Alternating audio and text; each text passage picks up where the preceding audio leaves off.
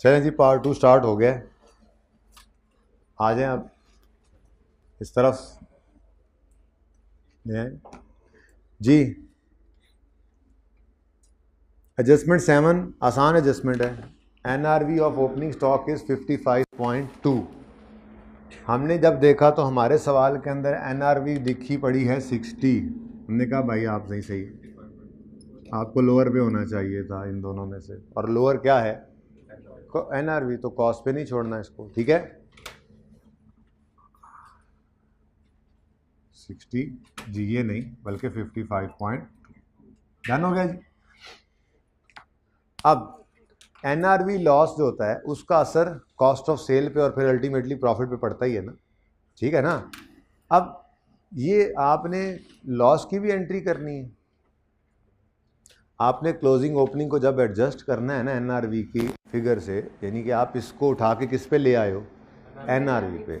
अब स्टॉक की जब फिगर बदल गई है तो कॉस्ट ऑफ सेल तो इस लेजर में बैलेंसिंग ही निकलती है, तो जो भी असर है बगैर सोचे समझे आप बस लिख दें, वो कॉस्ट ऑफ सेल पे पड़ रहा है ऑटोमेटिकली।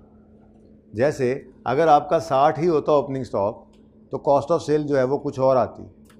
अगर आपका ओपनिंग स्टॉक कम हो गया तो कॉस्ट ऑफ सेल बदल जाएगी ऑटोमेटिकली, बैलेंसिंग फिगर जो कॉस्ट ऑफ सेल निकलनी है, इसलिए लॉस की अलग से एंट्री करने की ज़रूरत नहीं है, ठीक है ना। ओके, अच्छा नेक्स्ट, कैंटीन वाले मैनेजर की इंट्रो वाली एडजस्टमेंट जो है ये तो तभी निकलेगी ना जब कैंटीन का प्रॉफिट निकलेगा, इसको बाद में देखते हैं।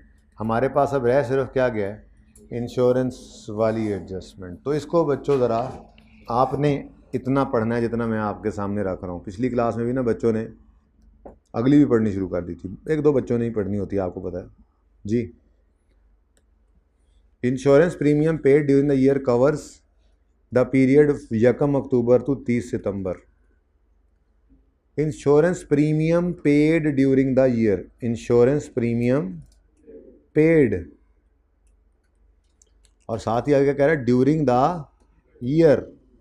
ये कहाँ से मिलेगी फिगर हमें, ये क्या था भाई, ये for the year receipt and payment ही तो था, receipt and payment for the year ended ही तो था। और ये रिसीट एंड पेमेंट में नज़र आ रहा है कि 72 रुपये पे हुए हैं, इंश्योरेंस की मद में पे हुए हैं। ये मेरे बच्चे तो नहीं हैं, पढ़ने आए हैं, वैसे ही आए हैं, ये बैठे हाँ सीधी गाल करो, बाहर बारिश हो रही है, डेमो लेने आए हैं। अच्छा जी, ओके, कहाँ थे हम,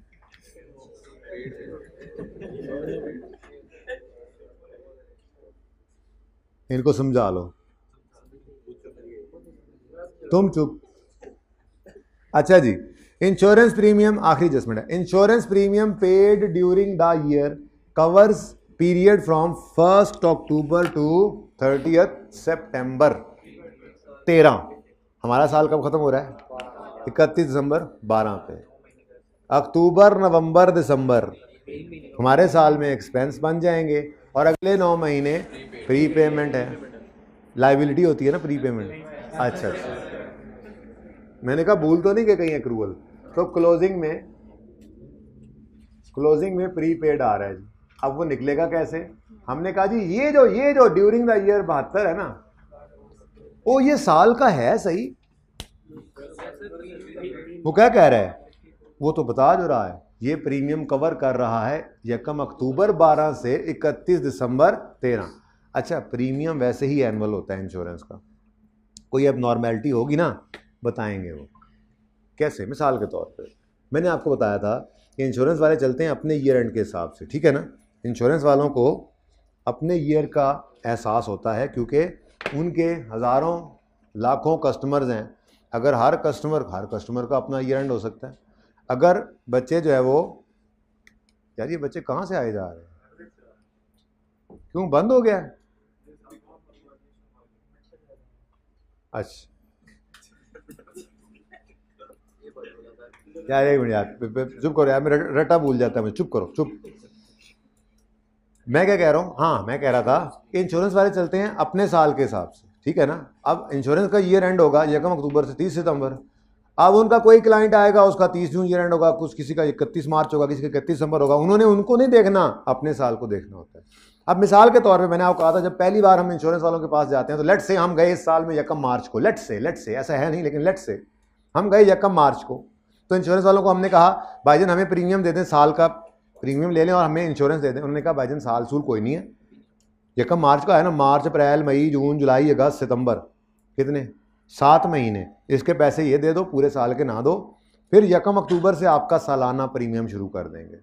हर बंदे के ईयर एंड के साथ वो तो नहीं चल सकते, ठीक है, वो अपने ईयर एंड के हिसाब से चलते हैं, वो अपने ईयर एंड के हिसाब से चलते हैं, और हम जो लेते हैं इंश्योरेंस, हमने अपनी अप्रूवल की एडजस्टमेंट कर लेते हैं, ठीक है, डन हो गया।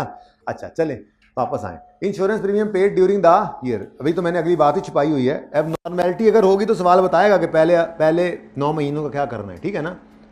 Insurance premium covers period from 1 October 12 to 30 September 13, तो भाई ये 72 पूरे 12 महीनों का वो बता रहा है, डिवाइड बाय 12 करेंगे तो पर मंथ आ गया, और कितने महीने प्रीपेड हैं इंटू 9 जी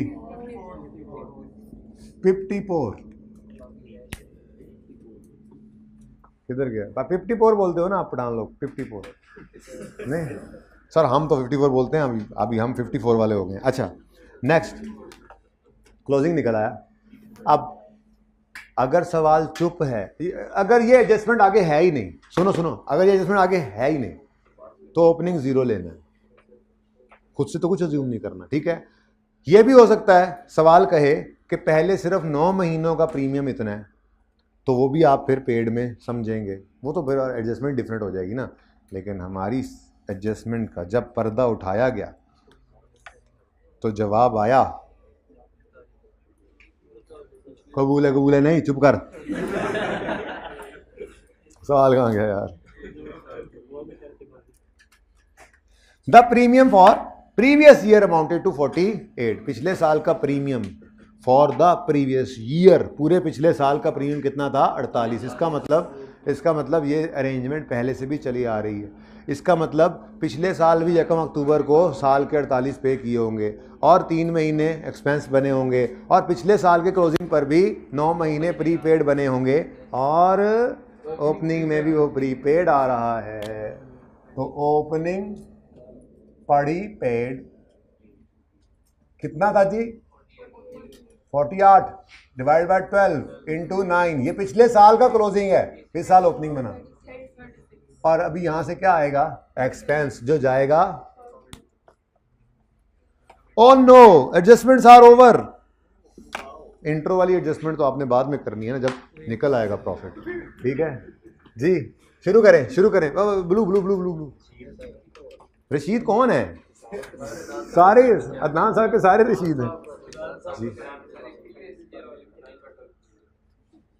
प्रीवियस ईयर में जब बेटा क्लोजिंग डेट आई होगी तो उस वक्त हमने क्या किया होगा, 9/12 भी किया था ना, तो वही बस उठा के मैंने ओपनिंग लिखा है, लेकिन पिछला साल भी ना बना हुआ था मेरे सामने, तो मैंने वो पिछले साल जो क्लोजिंग में करना था वो यहां सिर्फ शो किया आपको, ठीक है ना। ओके अच्छा जी, ब्लू मार्कर मेरे पास आ चुका है। कैंटीन क्रेडिटर्स की तरफ गए, इन्होंने कहा बिस्मिल्लाह बिस्मिल्लाह बिस्मिल्लाह बिस्मिल्लाह, कुछ बेहतर है। परचेजेस कितनी 197 पॉइंट, सही से बताना। अच्छा लेकिन हमने क्या रखा हुआ है आजकल रवाज, चूनक्का इन्वेंट्री का लेजर बन रहा है, चन्ना नच्चा इसको इन्वेंट्री में फेंक दें, ये क्या है बैलेंसिंग, ठीक है। ले आओ इधर आओ भाई 197.2, अल्लाह करे सवाल पूरा हो जाए। मुझे लग रहा है कैंटीन मैनेजर वाली एडजस्टमेंट फिर कल पे चली गई है जी, लेकिन नहीं एडजस्टमेंट कर दी थी, उसकी लॉजिक कल पे चली गई जी। बोलो 2, ये क्या है थोड़ी देर के लिए जरा लिखेंगे पहले परचेजेस। ओह अच्छा वो वाली, ताकि हमारी आदत ना खराब हो।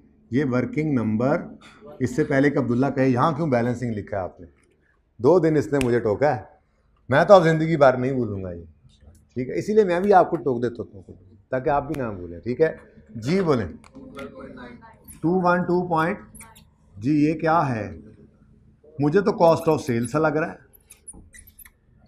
अच्छा अब ये दोनों लेजर्स कंप्लीट हो गए हैं, इन दोनों लेजर्स का सब कुछ पहुंचा दें, जो इनकम स्टेटमेंट वाला वो उधर, जो बैलेंस शीट वाला वो उधर, छोड़ना नहीं है, रह ना जाए कुछ, ठीक है। तो यहां से तो इन्वेंट्री निकला और वो इधर चला गया, ये 55.2 बैलेंस शीट में ले जाओ क्रेडिटर्स,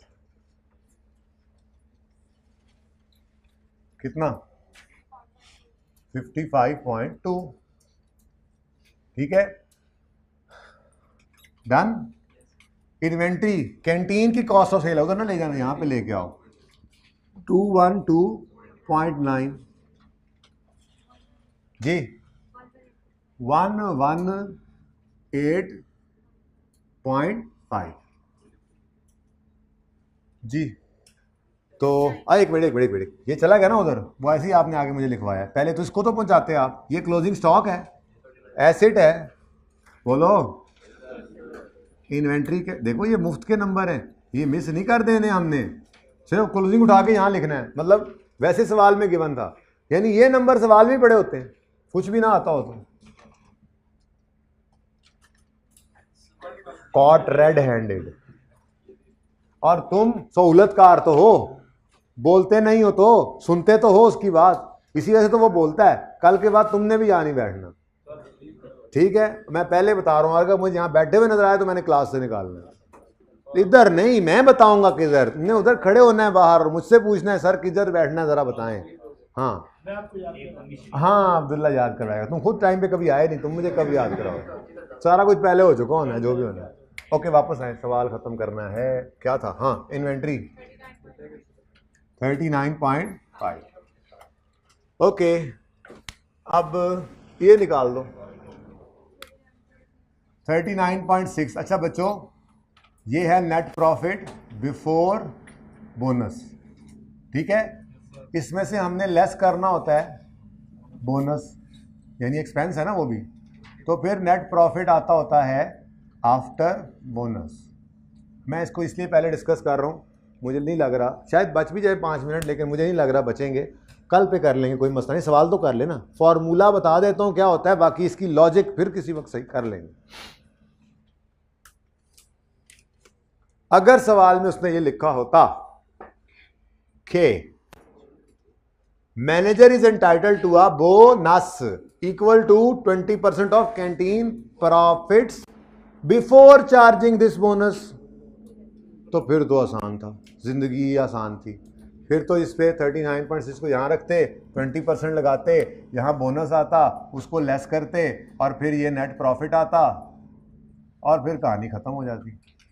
लेकिन इसने जो ये काम किया ना, canteen manager entitled to a bonus equal 20% of profit after charging his bonus, ये कल जब लॉजिक क्लियर करूंगा तो वजह बताऊंगा कि ऐसा करते क्यों है, यानी वो कह रहे हैं इस क्वेश्चन मार्क का 20% दो।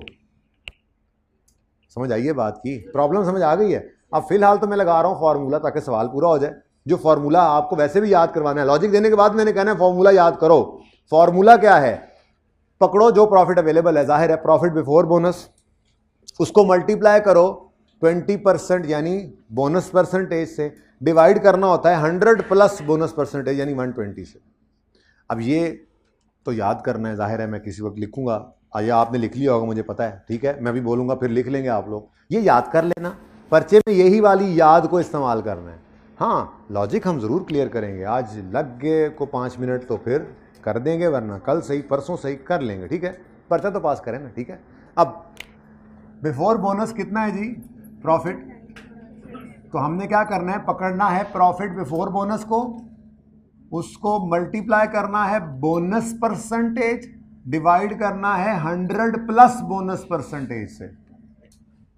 ये इंशाअल्लाह उधार है ना, क्या कर सकते हैं, अब मैं सवाल पूरा नहीं कर, मैं इस तरफ चल पड़ूँ तो फिर ये बैलेंस नहीं होगा ना, ये करना फिर भी याद फॉर्मूला ही मैं बता रहा हूँ, लॉजिक में 2 3 4 मिनट लग जाते हैं वो इक्वेशन बना के निकालते हुए, टाइम बहुत कीमती होता है पर्चे में, लेकिन वो ज़रूरी इसलिए है कि तो कॉन्सेप्ट पूरा समझ आ जाए, और कभी फंस जाओ फॉर्मूला भूल जाए तो फिर वो पता हो, वो करेंगे ज़रूर, लेकिन फिलहाल तो मैं कहूँगा फॉर्मूला याद करो। फॉर्मूला क्या है, अगर वो यूँ कह दे प्रॉफिट आफ्टर बोनस के इतने % दो उसको, प्रॉफिट आफ्टर बोनस के, ठीक है, तो क्या करो, जो प्रॉफिट पड़ा है बिफोर बोनस वो पकड़ो, उसको मल्टीप्लाई करो बोनस परसेंटेज 20%, डिवाइड करो 100 प्लस बोनस परसेंटेज यानी 120 से, तो आंसर आ जाएगा, ठीक है, कितना आया कितना है 6.6, लेकिन इसकी डबल एंट्री तो करवाओ, ये तो आपने निकाला है। एंट्री बोलो बोलो बोलो, जाग जाओ। Bonus expense debit, retained earnings कितों आ गई? अर्निंग्स होती नहीं तो एंट्री कहाँ हो रही है? एंट्री बोलो, बोनस एक्सपेंस डेबिट। जैसे ये सैलरी एक्सपेंस, रेंट एक्सपेंस, ऐसे ही ये बोनस एक्सपेंस डेबिट हो गया। क्रेडिट कैश, कौन के नीचे दूंगा? कैश। कान के नीचे दूंगा? बैंक। अगर ऐसा होता ड्यूरिंग द ईयर पे हुआ होता तो यहां नजर ना आता। ओ हाँ, हमने अब निकाला है ये, तो अभी रिकॉर्ड इसी फाइल में इसलिए करना है कि इसी साल से रिलेट करता है ये खर्चा, लेकिन अभी तो पेएबल है। अब उसको खुशखबरी देंगे, भाई तुम्हारा इतना बोनस बन गया, आके ले जाना। वो आके ले जाएगा। फिलहाल एंट्री करेंगे bonus expense debit, bonus payable credit.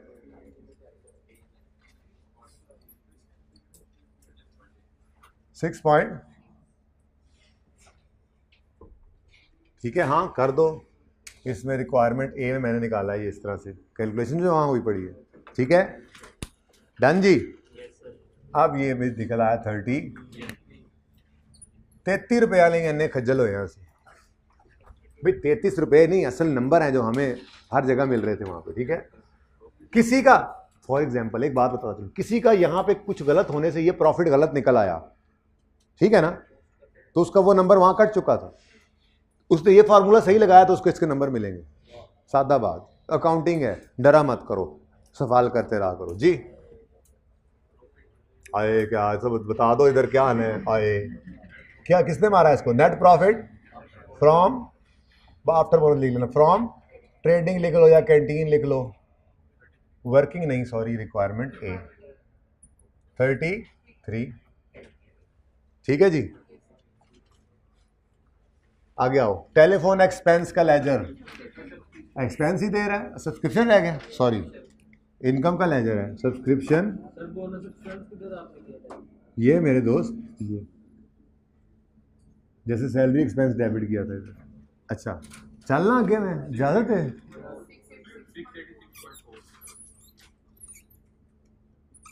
बार बार डंगियां दे रहे हैं मुझे आज, बार बार आज मुझे डंगियां दे रहे हैं। बारिश हुई है बार, पता भी है जी।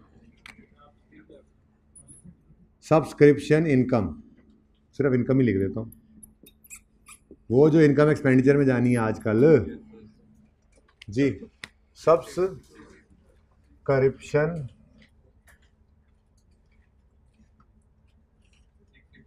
वर्किंग नंबर 3, हाँ या ये लिखा,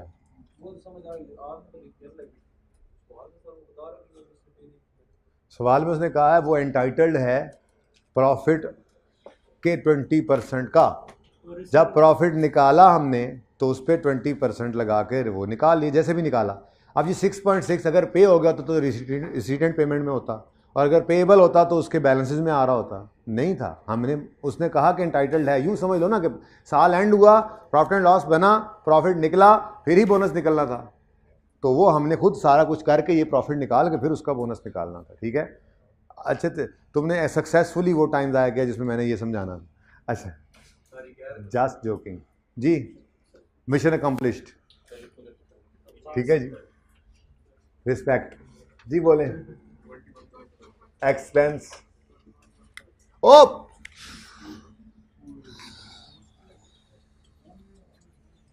2 नंबर 48 पे फेल होते हैं बच्चे अक्सर। 2 नंबर जाने थे उधर, फटाफट लेके आओ, खबरदार आगे को गया तो। ये क्या है? इन एडवांस है, सब्सक्रिप्शन लाइबिलिटी है ना, subscription in advance 35.5, subscription in arrear acid होता है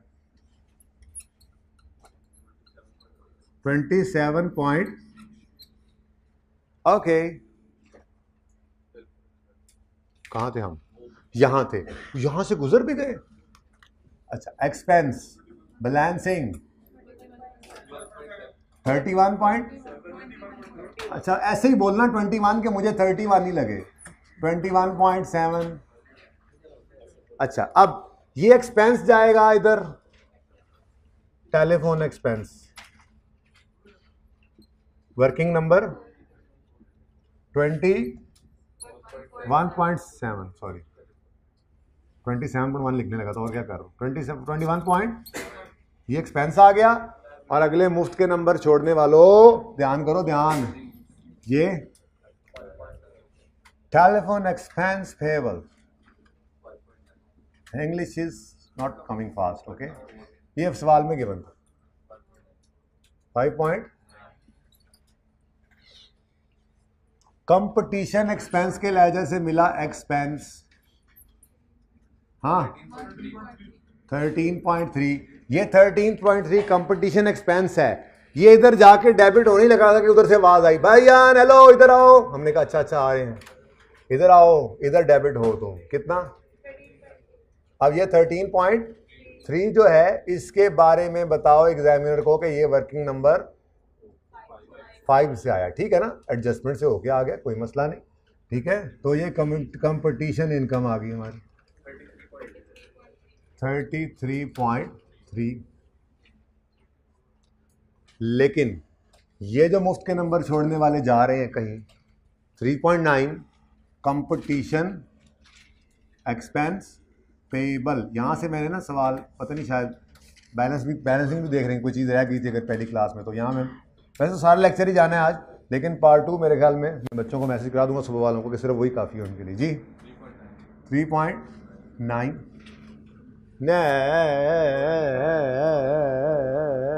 नेक्स्ट, एक ही बचा है, वो एक ही बचा है, सारे हो गए, मैं सिर्फ परेशान था कि टाइम। एक्सपेंस इधर आना है ना, एक्सपेंस कैश इधर आना है, ठीक है जी, सुभान अल्लाह, भाई भाई हैं दोनों, ठीक है। एक्सपेंस जाएगा इनकम एक्सपेंडिचर में, इंश्योरेंस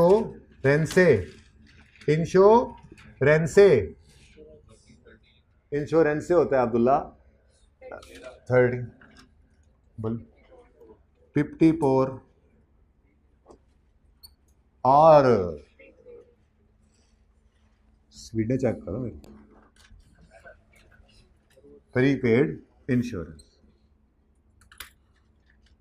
ये वर्किंग में ही आपने निकाला है, रेफरेंस 2 आपने निकाला था, वो उस सवाल में दिया। तो मतलब एडजस्टमेंट से भी आप लेजर बना गए, ओपनिंग क्लोजिंग एडजस्टमेंट, यानी अंग्रेजी में भी लिख देगा तो आप लेजर बना लेंगे ना।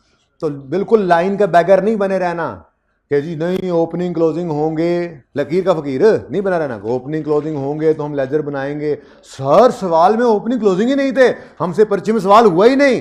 भाई तुमने एक्रूवल प्री पेमेंट नहीं पढ़ा हुआ था, तुम्हें इंश्योरेंस की ये एंट्री नहीं आती थी ना, तो थोड़ी सी दिलेरी कर लेनी थी, फॉर्मेट बनाते शुरू करते, अल्लाह रास्ते खुद निकालता जाता जी। कितना 70, ये भी 54 है, 54 जी।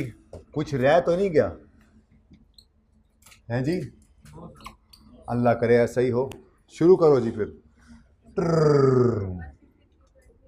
153 पॉइंट, चेक किया मेरी कैलकुलेशन कितनी तेज थी, मतलब चेक करो तो मैंने यूं हाथ ही फेरा है बस, मतलब और सोल्यूशन से देख के ना बताना आगे पीछे भी हो जाता है, खुद कर रहे हैं ना चाची, हाँ फिर वैसे ही है, ये आंसर आ गया, ठीक है ना। ये कमाल देखो उस्ताद के हाथों में कैसा कमाल होता है।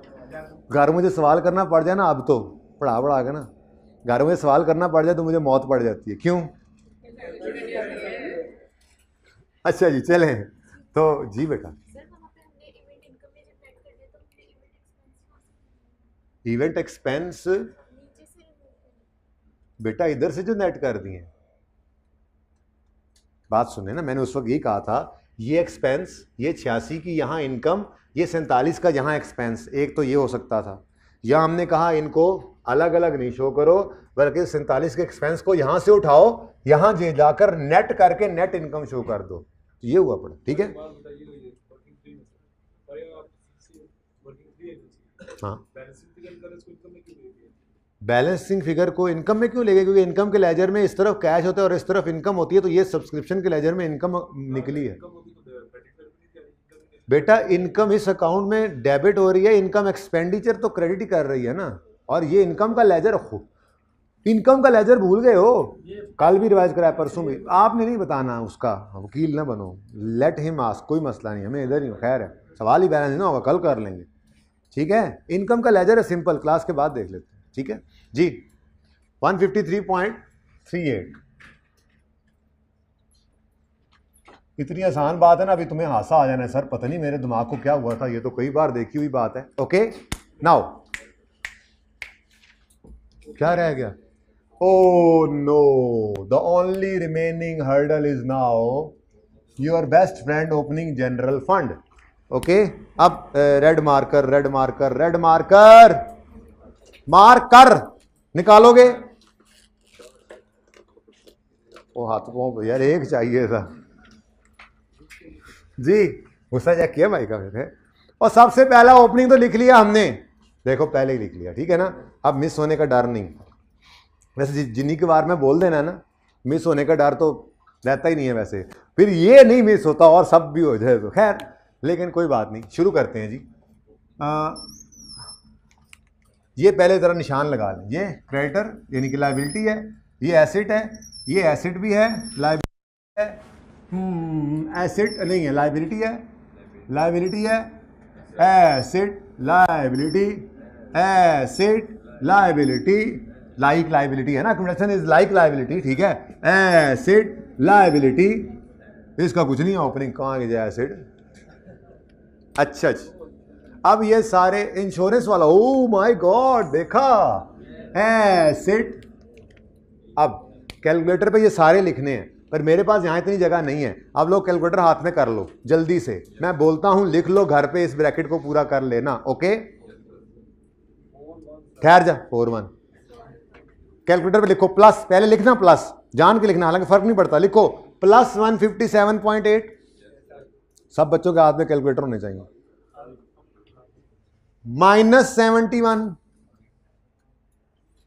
प्लस 55.2 प्लस 15.8, कर लेना कैलकुलेटर, दोबारा कर, -55.2 -3.9 -3.2, तेजी आई थोड़ी सी, अलग अलग थे, -3.9 -3.2 प्लस 316, पहले इकट्ठी कर लो, ओ सॉरी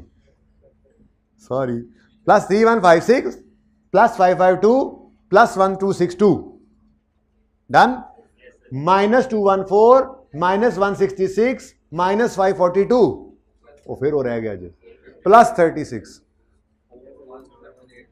41, किताब में चाहती मारो यही है, 411.9 जी, यही है। बुक में सोल्यूशन देखा किसने? क्या 433.28। अब इसमें ये सारों को ऐड करो, हाँ 0.38, या अल्लाह खैर, या अल्लाह खैर, हैं सच नहीं, ऐसे नहीं कर देना करके, ये इनको अपनी बुक वाला नहीं, इनको हाँ मुबारक हो सुबह वालों, तुम लोगों को बैलेंस कर लेना आप, ठीक है ओके। अच्छा बच्चों, वो लियाकत नसीब वाला सवाल पॉइंट्स कंप्लीट करके फुल अमाउंट से किसी ने अटेम्प्ट किया? हुआ था बैलेंस, अभी भी नहीं हुआ?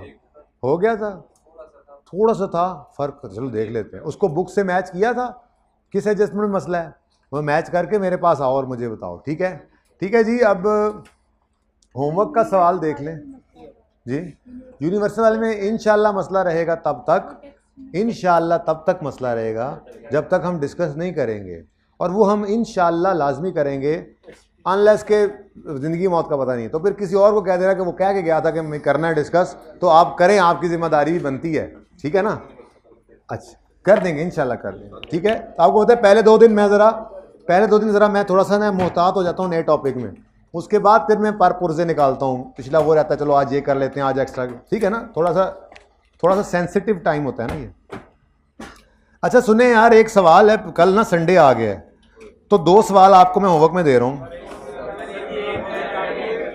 चुप है, आज ही तो नहीं मानना,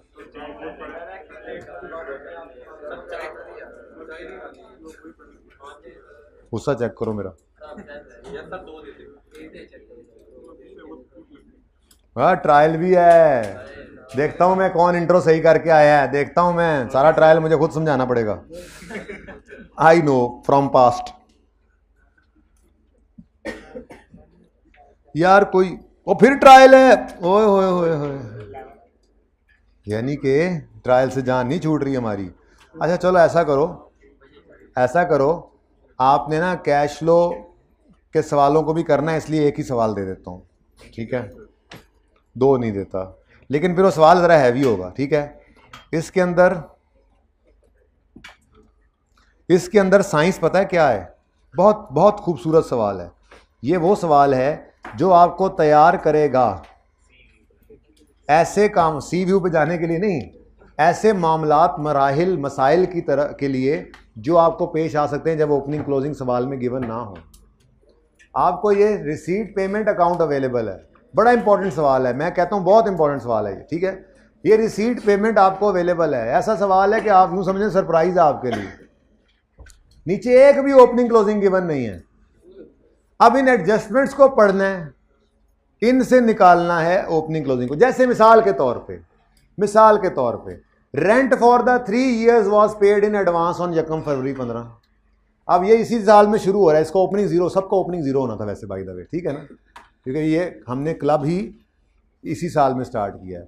तो यकम फरवरी 15 को हमने जो रेंट पे किया है ये अगले 3 साल का है, रीपेमेंट निकलेगी ना, है 3 साल का, ये पेड है, वो कह रहा है ये पेड 3 साल है। इसी तरह से हर एडजस्टमेंट है। सबसे मज़े की तो ये सब्सक्रिप्शन थोड़ा सा बिगड़ना शुरू हो गई है, इसमें गुस्सा दिखाना शुरू कर दिया इस एडजस्टमेंट ने। तो सारा कुछ करने के बाद एंड पे इसको कर लेना और फिर मुझे बददुआएं ना देना, तो किराया तो है कुछ नहीं, लेकिन यूँ ही समझना कि सर ने बस उतना पढ़ाना था जो कल पढ़ा दिया और आज ICAP के पर्चे में बैठे हैं और ये सवाल आ गया है और कुछ ना कुछ करके जाना है, हमने उन्हें पास करना है। ये करके सोच करके आपने 1.8 से मल्टीप्लाई करके सवाल करना होता है। बाकी इंशाल्लाह ये सवाल मैं करवाऊंगा आपको, या इसको डिस्कस करूंगा या ये करवाऊंगा, ठीक है। इससे अच्छा कोई हो सकता है करवा के ये डिस्कस भी कर लूँ। ओके डन हो गया। तो पास पेपर 9 होमवर्क में करिएगा, कैश फ्लो के सारे रूठड़े बना लीजिएगा, कैश फ्लो में मतलब कमी ना छोड़िएगा। आपकी क्लास ना आज एक्स्ट्रा है ना कल। FAR 2 वालों को मैं देख रहा हूँ, हो सकता है उनको आज बुला लूँ, कल ना बुलाऊँ, आज ना बुलाऊँ कल बुला लूँ, ठीक है, क्योंकि प्री एनरोलमेंट की वजह से आप लोगों का क्लास के अंदर फिर वो डिस्टर्बेंस होती है, ठीक है ना। और ज़िंदगी रही तो फिर परसों होगी मुलाकात। अल्लाह हाफ़िज़।